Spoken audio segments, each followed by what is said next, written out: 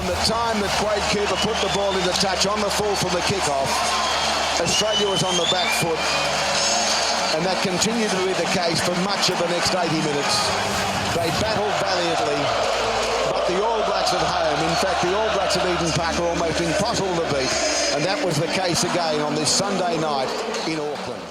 G'day there and welcome along to the fourth and final episode of Kärcher's Blast from the Past, a series where we look back at seminal and in some cases forgotten moments in the magnificent sporting history of this fine land. First, we took you back to the giddy summer of 1992 when the Young Guns went crazy at Eden Park against the Australians, then to the festering mudbath of Carlaw Park with the Kiwis versus the Aussies, before alighting on an astonishingly but mostly unremembered day at Mount Smart during the turbulent year of 1981 when the All Whites took on Kuwait. This week, we are finishing where we started, back at Eden Park for a World Cup, but this time in a different code. This is the Agenda's Blast from the Past, brought to you by Kärcher. Clean 50% faster with the new Kärcher Eco. This is the Agenda Podcast's Blast from the Past. Episode 4, the Rugby World Cup Semi-Final 2011. All Blacks v Australia. The late night slaughter. And here's a bit of biffo. Well, there's history between Richie McCaw and Quade Cooper, that is for sure. A bit of patting on the head. Mialamu has a go. Yes, made it! Proudly brought to you by Kärcher Water Blasters. Get ready for summer and clean 50% faster with Kärcher. Episode 4, cracking a semi. It's the All Blacks versus Australia at the Rugby World Cup in 2011. And with me in the studio, I have with me, as per usual, Dylan Cleaver, a man who might have watched more sport than any other man in the country. And alongside him is a man who didn't bother watching as he was actually out in the middle of this game. We have the man who led all scorers at the 2001-2002 National Under-17 tournament with 187 at an average of 60.33 for ND. He is the 127 Test All Black and former captain and Rosehill College head boy, Kieran Read. Thanks for joining us, Kieran. Oh, thank you, guys. That is a great stat, actually. I appreciate that. I really appreciate it. I mustn't have got out many times, in that tournament, I reckon. Averaging stats, all right. Yeah, that's a good little average there in an under-17 tournament. You would have been walking around like a peacock with that average. I probably wasn't. I was certainly internally, but I think I'm probably out externally. I was very timid, I think. Righto. Well, let's. Thanks for joining us, Kieran. I appreciate it. Now we're going to get into the background of this particular game. So we've arrived at Eden Park on October the 16th, 2011. It's late. It's very late to fit in with the broadcasting demands of mostly the European audience. Kickoff is at 9 p.m. In Auckland. It's past most kiddies' bedtime, pretty much past my bedtime. But what it did allow for is some serious preloading among the capacity 60,000 crowd, and of course those watching at home. And as in most cases with all these episodes, we're going to dive into the background of this match, both potted and deep. But first, Dylan, wondering why you've decided to go for this match in particular as opposed to the match that was the following Sunday night. Yeah, it's a good question, Mike. So let me briefly explain without trying to offend our guests. But the final for a lot of people was already fait accompli to most New Zealanders. The All Blacks had tossed aside France in pool play, as had Tonga. France only scraped into the knockouts by gaining more bonus points than Tonga. So did France lose to Tonga in that World Cup? They did. Jesus. Yep. Yeah. Really? Yeah, so Le Bleu were in the midst of an internal turmoil. The team had reportedly sidelined head coach Mark Levermont, and they took over the show themselves. And while they played well against England in the quarters, they only beat Warren Gatland's Wales 9-8 in the semi because captain Sam Warburton was red carded in the 18th minute for a tip tackle on Vincent Clerc. Nobody, except obviously the All Blacks themselves, but nobody else was bothered about France. But the Wallabies, they were an entirely different kettle of eels. They'd won the 2011 Tri-Nations, and they'd beaten the All Blacks at Suncorp, and I don't know if you can remember it, but it's Radiki Samo running from halfway. The Reds have beaten the Crusaders in the Super Rugby final. Sorry, this is all a bit painful for Kieran here, but that was not good. This is good. It ends well, though. It ends well. This was the year where the Crusaders had to go on the road for the entire year. That's right. Unbelievable campaign, and they were just like, I don't want to put words in Kieran's mouth here, but I think they were just gassed by the time they got to Suncorp for the final. What's his name? Guinea had a blind. It was basically Will Guinea broke our hearts. As good as he was, right? Playing probably the best footy he played in his career over that year, and just that was it. We just had no gas left for the Crusaders that year, man. Yeah. I mean, it was an unbelievable semi against the Stormers, I think, at Cape Town, and that made everyone think, the Crusaders are going to do this, but Guinea played out of his skin. So I reckon the Wallabies were the team that, even if this wasn't the case in the All Blacks, they were the team that all New Zealanders feared the most. And also, I've got to say this, the final might have been awesome to play in, but it was painful to watch. Apart from a bit of teabagging and the whitebaiter squeezing in a penalty inside the upright, nothing much happened from a spectator point of view. But this semi-final, on the other hand, was freaking awesome. So is that fair enough, Kieran? Is that summary there from Dylan? Well, I guess so. 100% the Aussies, that rivalry was quite hot, right? Because remember, only a few years ago, that's when Dingo Deans went across. So it was Deans versus Henry, who was going to be the All Black coach post 2007. And then the Wallabies managed to sneak a few games off us in that period leading up to this 2011 World Cup. Suncorp, literally 2 weeks before the opening game for us, it wasn't a good night for myself too. I did my high ankle sprain, syndesmosis, so it meant I missed basically the pool stages of the World Cup. And Radiki Sama dominated.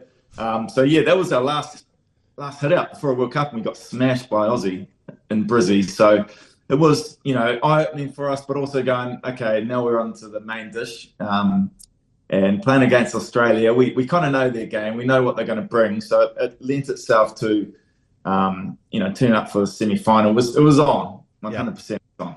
So we can't ignore the most obvious part of the background story. New Zealand hadn't won one of these since the first tournament in 1987.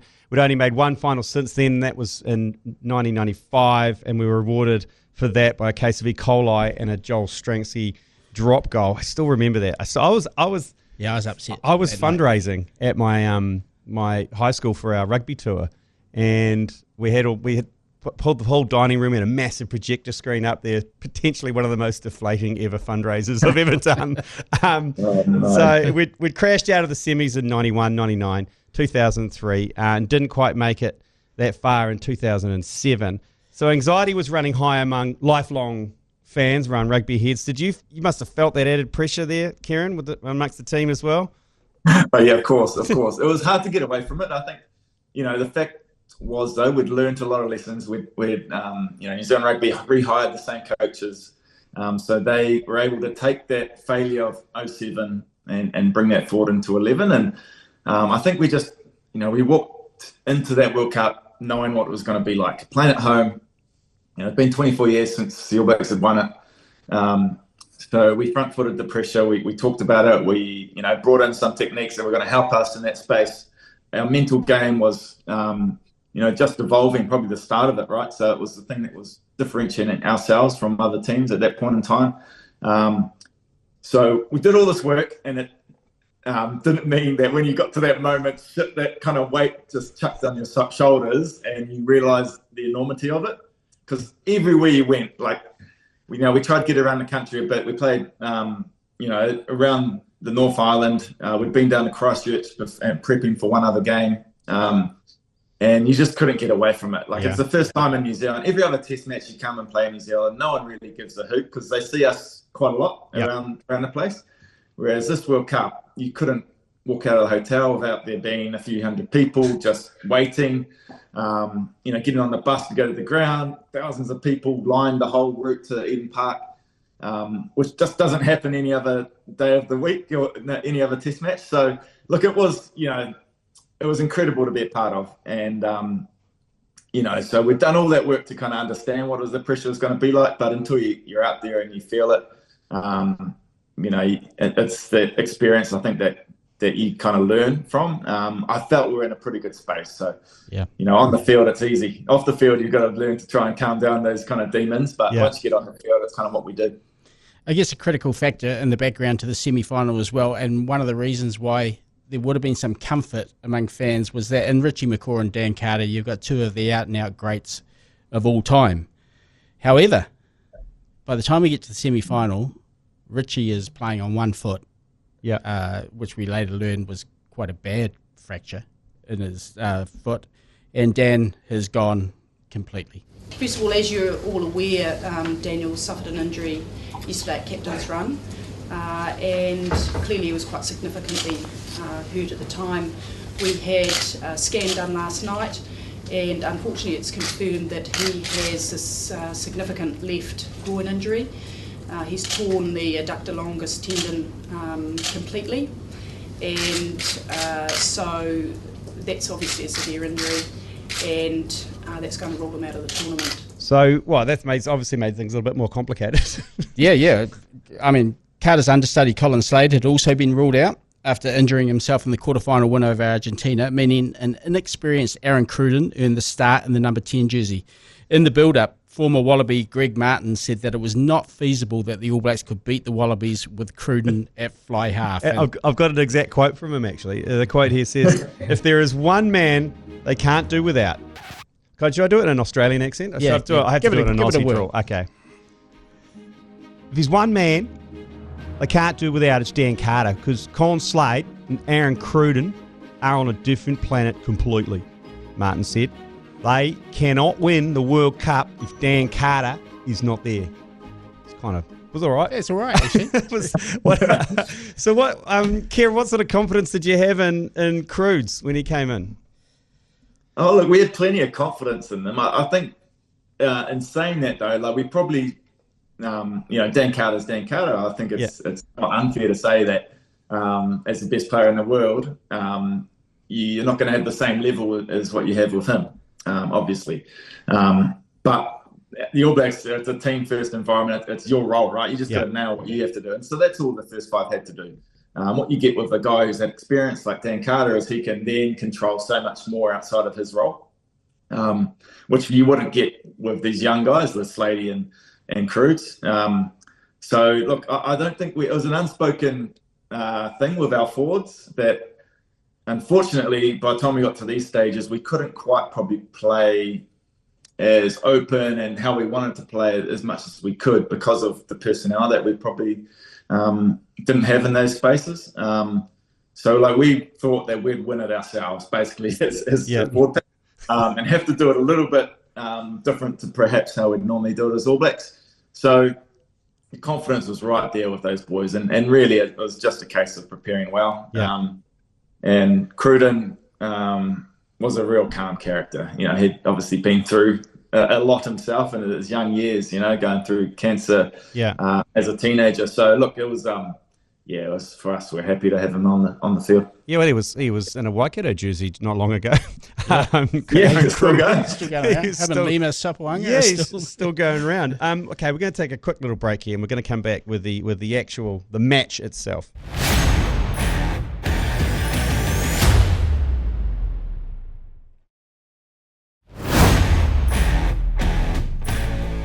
Fellas, some might have pinpointed the inexperienced Cruden as the weak point to exploit, but it was his vastly experienced opposite who set the tone, sending the kickoff out on the full. We're underway at Eden Park, the biggest game between these two rivals, and that's not the start we were looking for. Out on the full. It was a wobbly one. He didn't get. And the crowd loved that, Dylan Cleaver. Yeah, the relationship with Quaid wasn't that complicated. The crowd just hated it. And looking back, that's a bit of a shame, really. I mean, he's Tokoroa born. And just on that, though, did many people know that he was Tokoroa born? Like, at the time, I didn't. Didn't you? Nah. I just hated him for being like a real schmarmy, arrogant dingo. Like, I didn't actually comprehend that until I think it was James McConey pulled me out and said, stop laying into him, Lane. He's a Kiwi. He's born in Tokoroa. He's a... I'm trying to he's work a Waikato boy's Mulu. His grandma had actually come out at some point, and I think it might have been before this, his grandmother had come out and saying, come on, he's one of you guys. Can you lay off him a bit? It's really hard to listen to. And I guess in that respect, it was a bit of a shame. I mean, as a playmaker, he had so much talent, but he made a mistake by trying to tug on Superman's cape. Yeah. And he had a right pop at Richie after the Wallabies scored a try late to beat New Zealand and Hong Kong, which was the other Stephen Donald test, as it became known. But rather than run in to congratulate James O'Connor, he ran for miles to push St. Richie, and he was already sprawled on the ground, and he just pushed him on the head. It was a bit of a dog act, but it wasn't ever going to hurt him. Yeah. But it was in the Bledisloe Cup test that year that he went a step further, and he popped McCaw in the head with a knee. Yeah, dirty dog. Curtly Beale is back in the position in the pocket to clear. Kicks it out now. But that's a good gain of territory for the All Blacks. They'll get the throw into the lineup. There's a bit of a blue going on. Shove. Right of your screen. Brad Thorne involved. What happened here? Oh, Quade Cooper following through. Brad Thorne spotted it. Love that. Following through. Didn't actually describe that he kneed him in the head. Don't you reckon Australian commentators sound like they're calling a horse race? It sounds like they're calling a horse race. Anyway, Kieran, look, I'm intrigued because Aussies generally are quite easy to hate. Do you guys ever use individuals in the opposition, like just individuals in the opposition as motivation? You have to say no in terms of the team context, because it's never spoken about, right? Yeah. It's never get up in front of the team and you say, oh, Quade Cooper's an absolute, whatever, and we're going to go at him. Yeah. But in saying that, like, as an All Black team, like, we've seen what he's done to Richie in Hong Kong. We've seen what he's done that year. And so looking around at each other, we're going, okay, if you ever get this guy in a ruck, in the bottom of a ruck, where you get a chance to put a hood on him and do something to him, you are absolutely going to give your all. And you talk about the teams that don't need any extra motivation to play against, but which is Australia for us, obviously. But they would. Yeah. They can't shut up. So you go, why? You don't need to give us any extra motivation because we hate you to start with. And then you go and do these things, and then you go and chirp about it, and then we could be beating you by 20, 30 points on the field, and you'll still keep chirping at us. So all we're going to do is remember that and use it for our next game's motivation. So it's like, so they just didn't learn in that respect. So yeah, I think Quade was there in that in that space in the All Black team where, and he brought it on himself. We're bigger than that in terms of we can't focus just on this one guy, but we're going to go.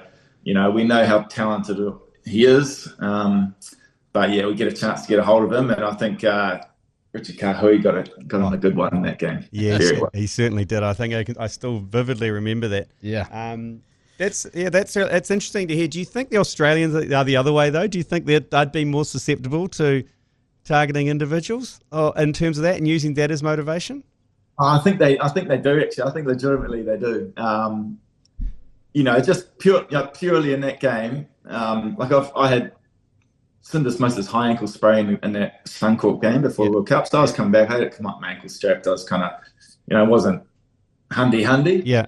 And mate, I've got their boys grabbing my ankles and literally giving the dog act of trying to twist it. Wow, I did not know that. So and you're going, man, that's probably going. I feel that's going too far. Like when you're talking about you're researching that this guy's got an injury and I'm going to go after it. Which and so I can know that there's things that happen, right? Totally on a footy field. That maybe some teams go a certain way to do that. Do you think Quade Cooper got given the task, quietly to try and get under Richie's skin and try and get under your skin? Because it doesn't seem like a decision you'd make by yourself, surely. No, I don't know. I know definitely if you think about how teams are going to put off an All Black team, a Crusaders team, let's go for the big dogs. It's going to have a crack at them probably individually, try and make them do something silly, right? I just know you're not going to get a Richie to lash out or do anything stupid. So, I think it's a legitimate tactic in some ways. Probably harder to do now. Yeah. But certainly back then, like I was just, you rewatch the game and you were at a few games back then, you could still get away with a bit of that kind of niggle. or stuff around the head and kind of get away with it. So it's funny that, looking back, if it was a directive, I can imagine there'd be other people within that team that should have been given that job as opposed to Quade Cooper. Like the first five, you'd be like Rocky Elson or someone like that. Someone else in the forward pack. But I can imagine they went around the change room, who's keen, and he gone, I'll do it. So Quade Cooper's like, I'm more than happy to.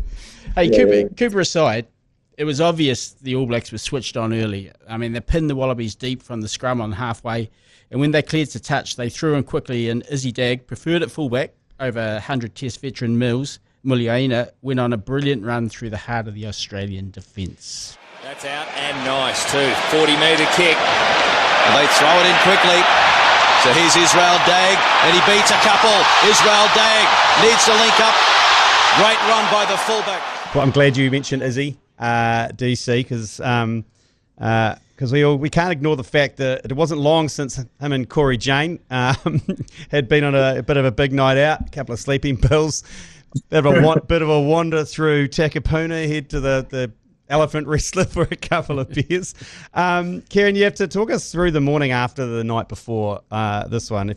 Who was in charge of internal discipline, and were Corey and Izzy suitably embarrassed enough here? Because Izzy missed the quarters, but Corey had a great game. So I guess all was forgiven.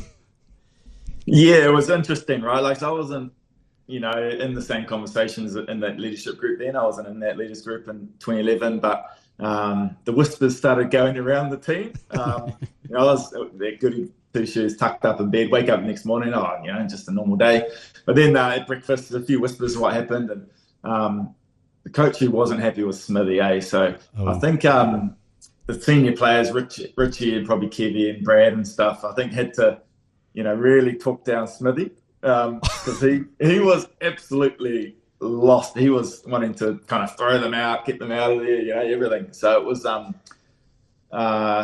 just about, I think from that point on, those two boys obviously had a great World Cup. Like CJ was outstanding in that quarterfinal, and then just continued that. But it was spoken about. I think it was a captain's run day. It came out like the day before the game, the quarterfinal. They apologised to the team. As players, we can, understand kind of. Well, we knew the type of people they were in terms of what they're doing. Not happy about their actions. Obviously, like that was, not the smartest thing to be doing. But then you saw the response from CJ in that game, and the way they carried on the rest of the tournament was, it was a testament to them to turn it around under a bit of pressure. Can I just say that is the most terrifying leadership team I've ever heard. Like Richie McCaw, Kevin Mialamu and Brad Thorne. Imagine walking into the room. Like, I've faced some terrifying headmasters in my time, but walking into a room with those three is so especially someone who's like kind of cheeky as Izzy Dag, just coming in with your tail between your legs, just like, sorry. And then Brad Thorne just like throwing his fist down on the desk. So Dag, he was to be a central figure just minutes later in what would turn out to be the game's only try. Up towards the 22 to the roar of the crowd. Weepu backpedaling a little, then feeds it. And here's Dag dummying. Israel Dag pops it up. Try. Extraordinary by Israel Dag. Sure, it was Nonu with the try, but it was Dag with the athletic ability to keep it in despite being headed over the sideline. Yeah, that to me, that's an understated all-time classic because it kept 5.5 minutes of absolute All Black dominance. As you saw, Richie crashed it up. Piri Weepu backpedaled a couple of steps in order to clear the ruck before it was formed. Crude's for Izzy, who got on the outside of Rocky Elson, who was crabbing across. He dubbied Anthony Fainga out of the line. Then he went in and away to beat Quade, who did just enough to shovel him towards the sideline. But the next bit is the bit that I reckon is so underrated. It's that rugby league like offload a millisecond before he slides into touch, and Ma Nonu catches it, at full pace, like it's nothing. It's just such a good try. It deserved to be converted, but Piri misses wide right. Yeah, Piri then missed an easy penalty before slotting one from a similar spot after Cruden's break. 8-0. And it felt like it should have been more. Was there a worry, Kieran, that you weren't getting enough scoreboard reward for the dominance in that first half? Not really. When you're on the field, you can feel the dominance. I think, you ride our momentum, and of course you do want to, put points on the board, and, missed a couple of shots at goal that would have, obviously put a bigger lead in play. But it's kind of a nuance on the field, when you're in control, and it doesn't quite matter if you have to defend for a little bit of period. But we certainly felt pretty good. And I guess the first half, you're just trying to set yourselves up. You can't necessarily win the game right in that first 20 minutes. You can put yourself in a great position, and we certainly were making them tackle, which I think helps us in the back end of the game, tires them out. And just watching it, man, like back on the game, like they defended quite well, because we actually attacked really well, found some space quite wide, and they were just able to hold us out on a couple of occasions. One thing I heard, Kieran, and hopefully you can back this up, was that you're obviously David Pocock, when they play the kind of the twin open sides of him and Hooper. So when you got them, but I believe Pocock was highlighted as a potential game breaker, and the plan was pretty simple. You just run at him and make him be the primary tackler, because his superpower was being the second man in and getting over the ball. Is that pretty much what you guys were looking to do?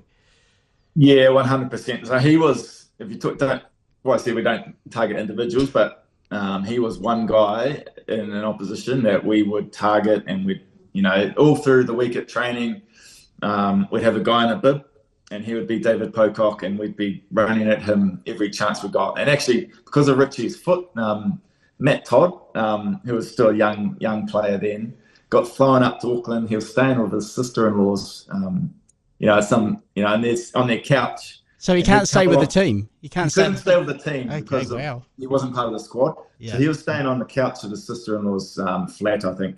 And then he'd drive out to Waitakere, where we trained, or we were training, and train in place of Richie. It was kind of clandestine stuff, but he was the guy who was Pocock that week, and he got a hammering. I think I ended up with a black eye myself, because we were just flying at that guy, like getting ourselves ready.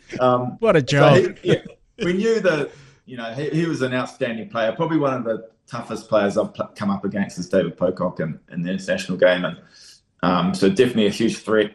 That we knew if we ran at him, he's got to tackle. He can't be that person to get over the ball and win those turnovers that he's so good at. So yeah, big tactic of ours. So before we even get a quarter of an hour into this match, we then have the second biggest flashpoint of the match. It was an act every bit as inspiration was Dag's break, but this time on the other side of the ball. Weepu. O'Connor with a bit of room if it doesn't go out. He needs to stay in field, and he gives it on the inside to Digby Ioane. Ioane cutting back on the inside. Great run, Ioane. He's only a couple of metres out. They drive him behind him. Someone actually picked him up at the end of it. Israel Dag, I think it is Kernsey, who somehow, it's like a wrestling move. He gets hold of him here, Israel Dag. And, oh no, he's going to slip off, is he? Jerome Kino it is. Kino picks him up, look at that. Wow. Is that beyond horizontal? Where's the ref from last night? He did put him down gently though, look. Yeah. Yeah, so what we had there was Perry didn't find touch. O'Connor ran it back into Tony Woodcock's tackle, threw an offload that put a hard-charging Digby Ioane between the tackles of Sammy Whitelock and Corey Jane, beat Weepu, fended off Mialamu, and is surging forward in the tackle of Dag. A try seemed inevitable before. Kieran, what happened next? Oh, Jerome Kino just basically ragdolled him, just picked him up, carried him back over the goal line, and got our defence set. It was a certain try, basically, without JK's intervention. I thought he was player of the tournament, and I feel player of the year that year, and he probably didn't get the accolades he deserved. He was beast, and that play there was remarkable. I distinctly remember that as well. It was like when you used to play kind of age grade kind of rugby, and you got to open grade, and you always come up against a dude who was like about 95 kgs, and you were all 60. And it just every now and then would feel like doing something like that just to prove he was stronger. And he just picked him up, just walked him back. Like, not today, mate. Not today. Yeah, Not today. Plonk. It was one of the greats. Yeah, so the All Blacks at this stage are leading 8-3. It probably should have been more, but after his heroics the week before, keep calm, Puri's on heroics. Unfortunately, on this night, his kicking boots are falling to pieces. He missed a tough conversion. He pushed a simple penalty onto the post and then missed to the right with a 40-metre kick in front of the post. Everything's pretty much 4 right. But Cruden decides he's seen enough. And it's still there for the All Blacks. And they're going to try a three-pointer from Cruden. Oh, looks good. It's got it. It's over. That'll give the youngster some confidence. Oh, he doesn't need it. He's been throwing some super wide balls there at Cruden. Have a look. They'll be pumping him up. Set himself from 14 metres. His first test drop goal. Meanwhile, everyone's favourite Australian Quade, Cooper, is not having a happy night. Cruden goes high. Richard Kahui is offside, that All Black. Great tackle, though. Genia did well. Now they must regroup. Did really, really well. Quade Cooper here does everything he has to do. Keeps the eye on the ball. Kahui, brilliant. Just timed it to perfection. Oh, Upends in. sorry, Zondel. But to be fair, he responded with a droppy to reduce the gap to 11-6 and then was pivotal, in Australia's best moment of the match. Not that it amounted to anything, but in terms of attack, and thanks in large part to the man sitting next to me. Can you remember what it is, Kieran? I think the only thing I can kind of remember about, I don't remember too much about games, to be honest. I don't know why that is. I'm not sure if it's the head knocks or not, but I remember distinctly there's a real cool defensive passage where I think it goes, Jerome goes in, makes a hit on someone who passes it away, then Richie comes in, and then I follow him. So it's like bang, bang, bang, and we make 3 kind of good hits on guys, and I think it, then in the end, I think we turn the ball over to the next phase. So that is. But again, it's a threesome which I wanted to stay well away from. You say Richie goes in, and then Jerome comes in, and then you finish them off like, Yeah, fuck that. It was pretty pivotal. Will, Genia and Quade, it's their best moment of the match. They get a little bit of broken play off Israel Dag bomb that very luckily ends up in their hands. It's broken play. They make a couple of half breaks.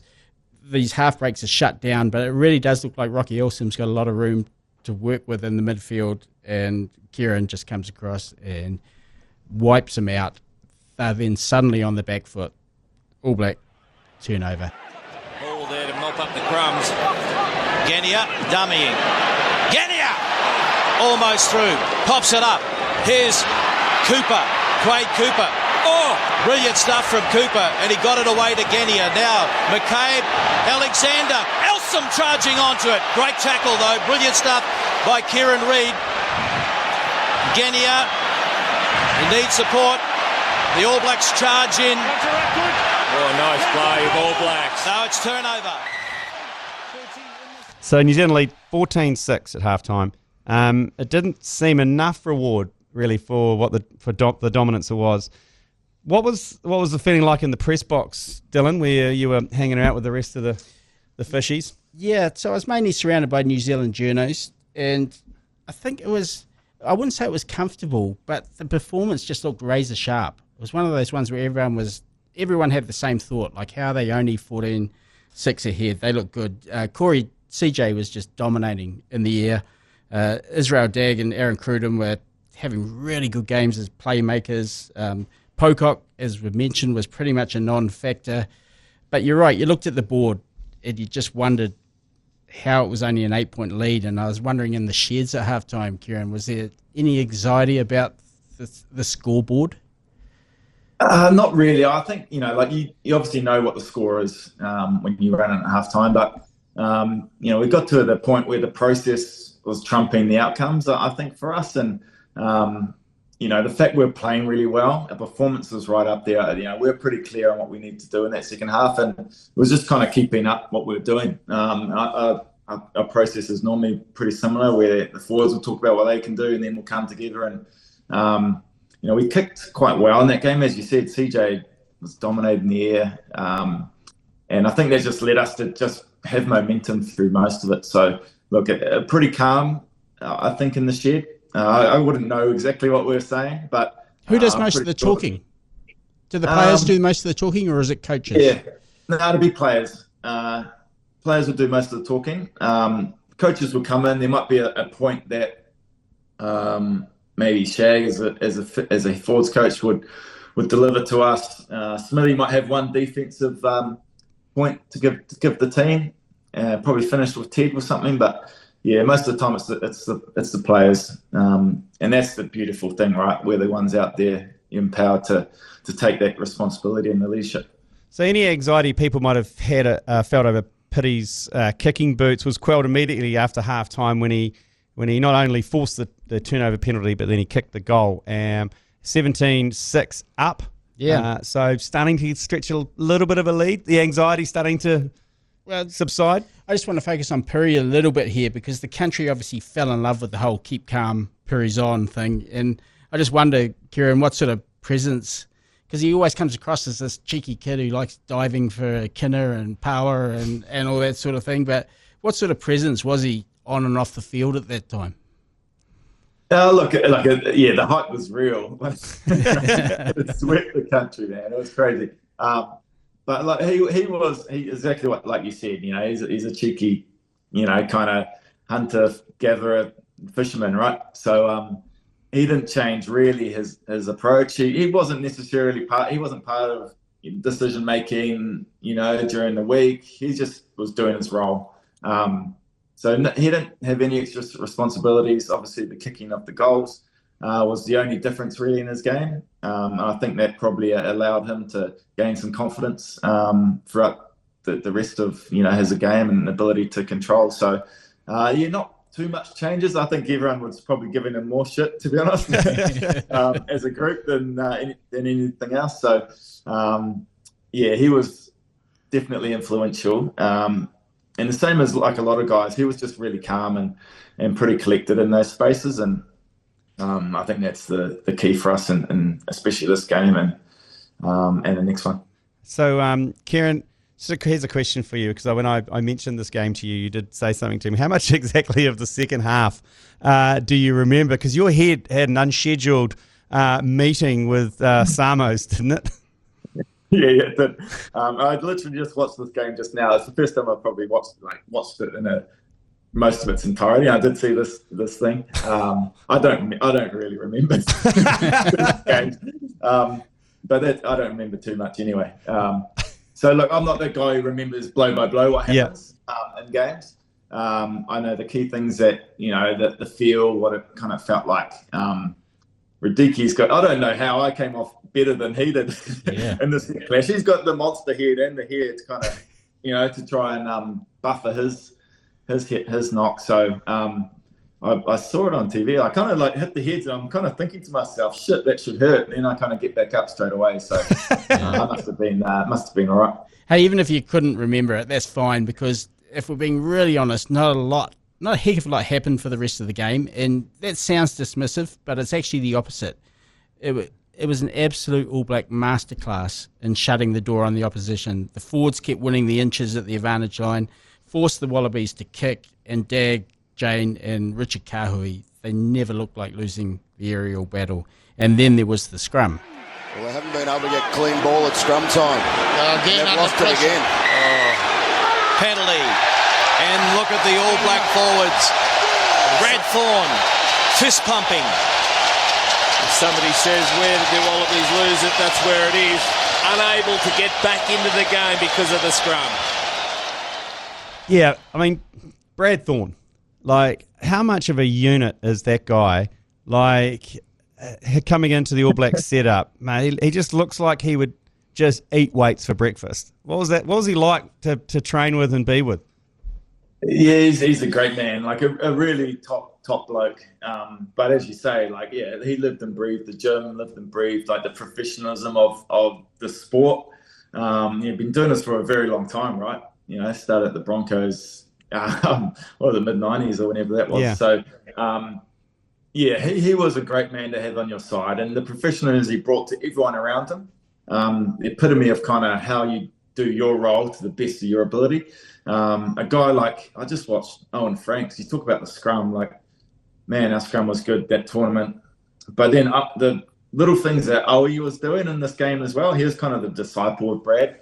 Made a few great hits on defense when they're kind of running it back at us.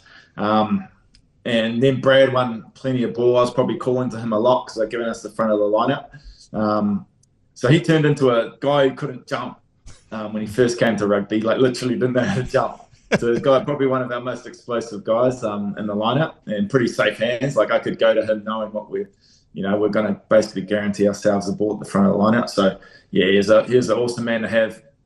He didn't want to be in his way when he tucked that shoulder. Yeah. And just went straight into you in a ruck or something, man, you wouldn't want to get hit by it. Yeah.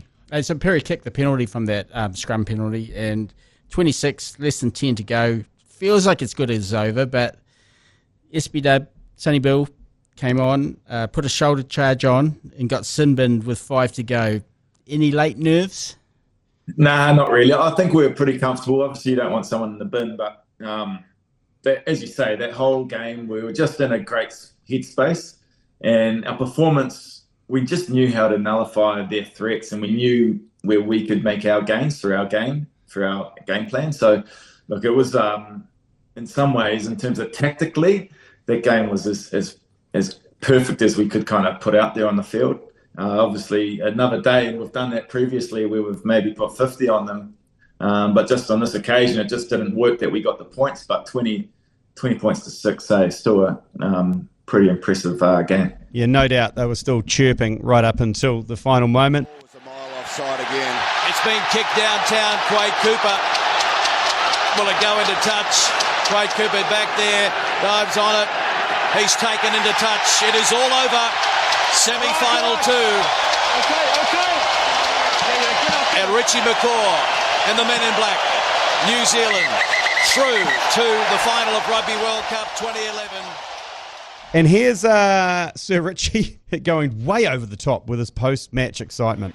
Yeah, it was a pretty good performance tonight, but we're going to need it next week, so we won't get too carried away, but, I'm very proud. What's sore foot? Yeah. Oh, well, it's rest up again. We'll be good to go next week, I'm sure. I know you'll be here. Thank you. Cheers. Yeah, I have to ask, Kieran, when you won that semi, despite what Richie said then, was there a tiny part of you, just a tiny little part that thought we basically won the World Cup? You can be honest now. It's a lot. It's in the past. Yeah, I know. Look, I think you win the semi-final, and you definitely have that thought. You don't, we can be world champions. So you do have that thought. Yeah. That's what's natural. I think all through that week, when you put your head on the pillow, you dream of that moment. But there's also that other moment that creeps into you, man, you've got to do this for the country, as I said, that whole pressure and everything that was coming our way. So I think that night, it was a great game. We played an awesome game. As you said, the crowd was right into it, impressive. Eden Park was humming that tournament with 60,000. So we definitely celebrated that night. But yeah, obviously knew what was to come, and preparing for a final was going to be, extra special for us. So yeah, it was really important to celebrate, but then move on, I guess. Okay, well, we're going to take a quick break here, and we're going to come back with quickly summarise what the legacy of that match was.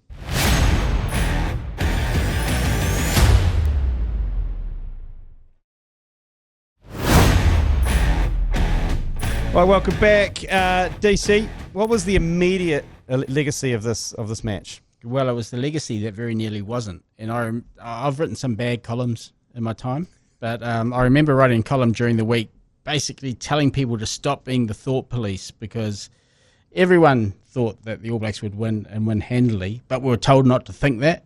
And I kind of wrote this column saying, get out there and spread the gospel. The All Blacks have done this. Terrible. But it was as if everyone was scared of firing the French up. And my thinking was that if a bulletin board material was enough for France to win, then the All Blacks probably didn't deserve to. But I almost looked like a complete idiot. What was it like before that? What was it like before that final, Kieran? Because you mentioned it before. Everyone just would have been too scared. It's like I'm too scared to commentate how good a New Zealand cricket player is playing live on the field in case I curse them. This must have been the same before this final. The chat around just even inching and saying that we've got this in the bag must have been pretty hard to stay away from.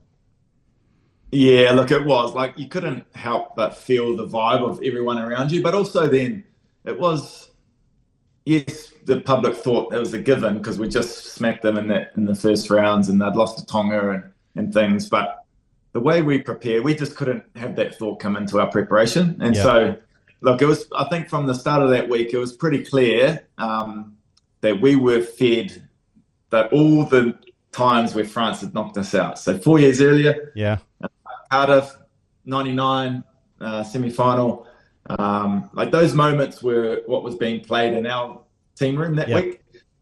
So we're looking back on 2 years earlier, 09, they beat us in Dunedin.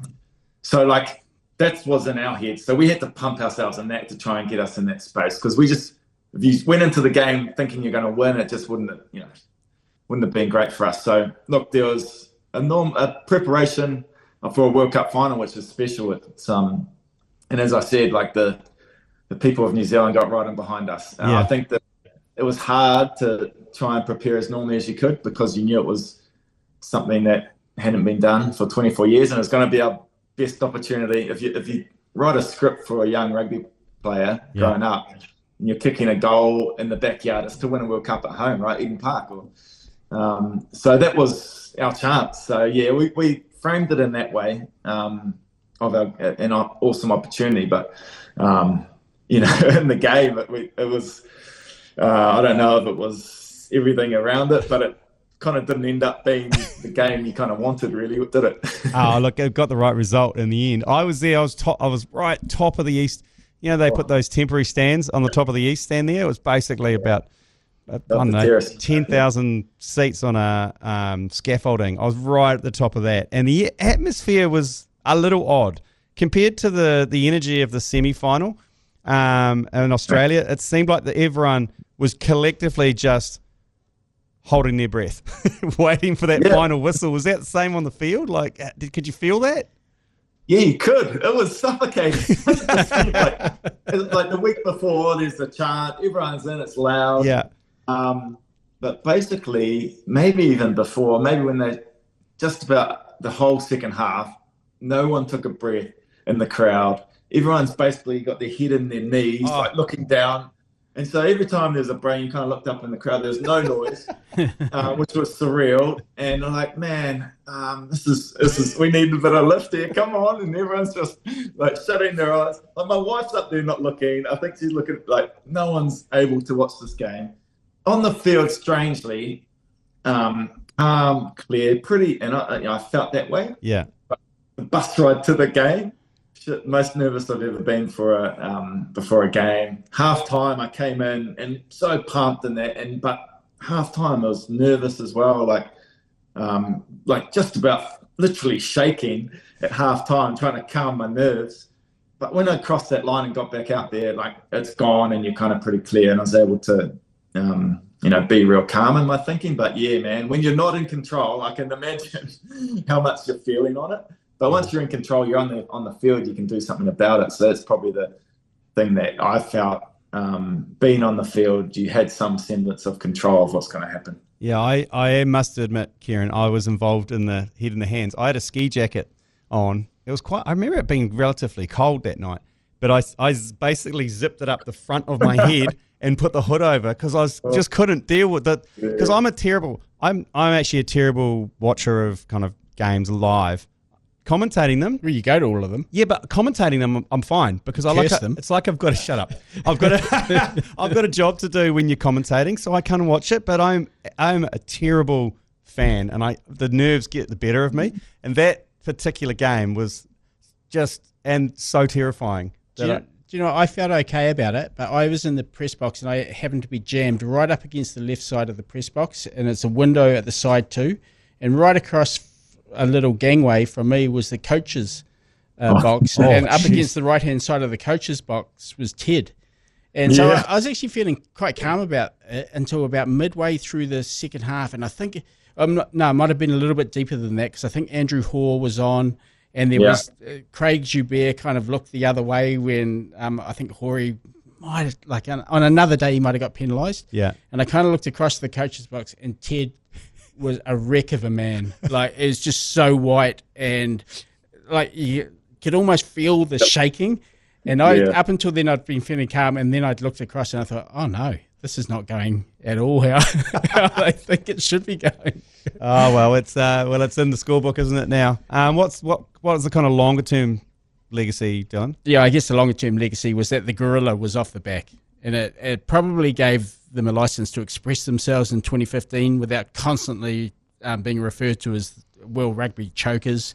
The 24 years of hurt was over, and I don't want to speak for Richie and Dan, but I think their respective injuries, even though Richie played through his, it probably gave them added incentive to go around again. So they kept a really strong spine of Mialamu, the Franks boys, Whitelock, all the starting Lucies, Dan Carter, and to that they added sensational talent like Dane Coles, Aaron Smith, Bodie Barrett, Ben Smith, Nahi Milner-Skudder.